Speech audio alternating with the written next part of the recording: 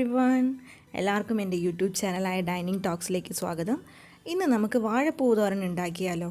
അതിനു മുമ്പായി ഒരു കുഞ്ഞു റിക്വസ്റ്റ്. നിങ്ങൾ എൻ്റെ ചാനൽ ആദ്യമായാണ് വിസിറ്റ് ചെയ്യുന്നതെങ്കിൽ എൻ്റെ കുക്കിംഗ് വീഡിയോസ് എല്ലാം കാണുക. കണ്ട് ഇഷ്ടമായാൽ എൻ്റെ ചാനൽ സബ്സ്ക്രൈബ് ചെയ്യുക. ഒപ്പം തൊട്ടടുത്തുള്ള ബെല്ലൈക്കൺ കൂടി എനേബിൾ ചെയ്യുക.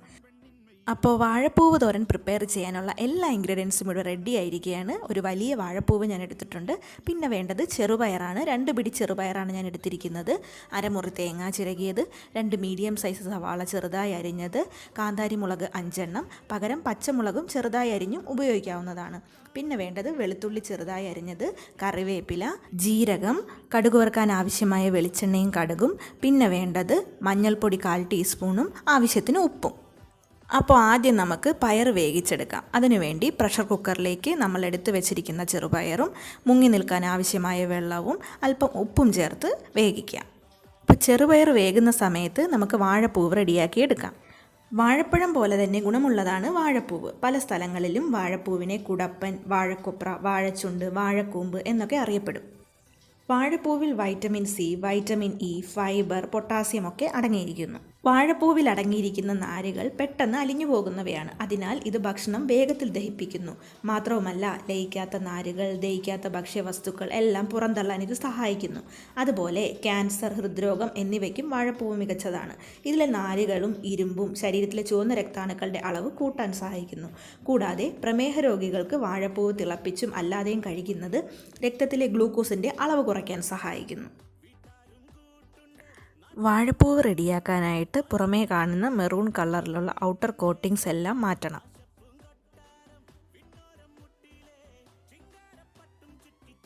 അകത്ത് കാണുന്ന മഞ്ഞ നിറത്തിലെ എഡിബിളായ പാർട്ടാണ് നമുക്ക് ആവശ്യം. ഇനി ഈ വാഴപ്പൂവ് നമുക്ക് 2 രീതിയിൽ അരിഞ്ഞെടുക്കാം. വീഡിയോയിൽ ഇപ്പോൾ കാണുന്നതാണ് ആദ്യത്തെ രീതി.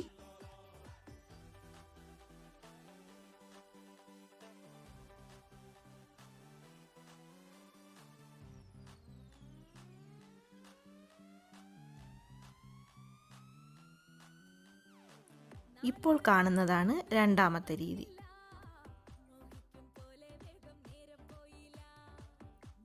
അങ്ങനെ ഞാനിവിടെ വാഴപ്പൂവ് അരിഞ്ഞ് റെഡിയാക്കിയിട്ടുണ്ട്. നമ്മുടെ കുക്കറിൽ വെച്ച ചെറുപയർ എന്തായി എന്ന് നോക്കാം. ഒരു വിസിൽ കേൾക്കുമ്പോഴേക്കും ഫ്ലെയിം ഓഫ് ചെയ്യാം. ചെറുപയർ ഇവിടെ വെന്തിട്ടുണ്ട്. ഇനി നമുക്ക് തോരനിൽ ചേർക്കാനുള്ള കൂട്ട് റെഡിയാക്കാം. ഏതൊരു തോരൻ വെക്കുമ്പോഴും ഈ കൂട്ട് തന്നെയാണ് ചേർക്കുന്നത്. തേങ്ങ ചിരകിയതും, സവാള ചെറുതായി അരിഞ്ഞതും, മഞ്ഞൾപ്പൊടിയും, ഉപ്പും, ജീരകവും, കാന്താരിമുളക് അല്ലെങ്കിൽ പച്ചമുളകും, വെളുത്തുള്ളിയും ചേർത്ത് നമുക്ക് മാറ്റി വയ്ക്കാം.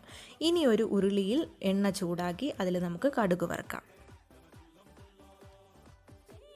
കടുക് വറുത്ത എണ്ണയിലേക്ക് നമ്മൾ അരിഞ്ഞു വെച്ചിരിക്കുന്ന വാഴപ്പൂവിട്ട് ഇളക്കിയെടുക്കാം. വാഴപ്പൂവ് ഒന്ന് വെന്ത് തുടങ്ങുമ്പോൾ അതിലേക്ക് നമ്മൾ മിക്സ് ചെയ്ത് വെച്ച കൂട്ടും ചേർത്ത് കൊടുത്ത് ഇളക്കിയെടുക്കാം. നന്നായി വെന്ത് നല്ല മണം വരുന്നുണ്ട്. ഇപ്പോൾ നമുക്ക് നേരത്തെ വേവിച്ച് വെച്ച ചെറുപയർ ആഡ് ചെയ്ത് കൊടുക്കാം. വാഴപ്പൂവ് തോരൻ ഇവിടെ റെഡി ആയിട്ടുണ്ട്. ഇനി നമുക്കതൊരു പ്ലേറ്റിലേക്ക് സെർവ് ചെയ്യാം. നമ്മുടെ വാഴപ്പൂവ് തോരൻ ഇവിടെ റെഡി. നിങ്ങൾ എന്തായാലും വീട്ടിൽ ഈ റെസിപ്പി ട്രൈ ചെയ്ത് നോക്കില്ലേ? ഞാൻ ആദ്യം പറഞ്ഞതുപോലെ തന്നെ ഒത്തിരി ആരോഗ്യ ഗുണങ്ങളുണ്ട് വാഴപ്പൂവിന്. നിങ്ങൾ എന്തായാലും ട്രൈ ചെയ്ത് നോക്കിയിട്ട് സജഷൻസ് അറിയിക്കണം. അടുത്തൊരു വീഡിയോയുമായി കാണുന്നത് വരെ ബൈ ബൈ.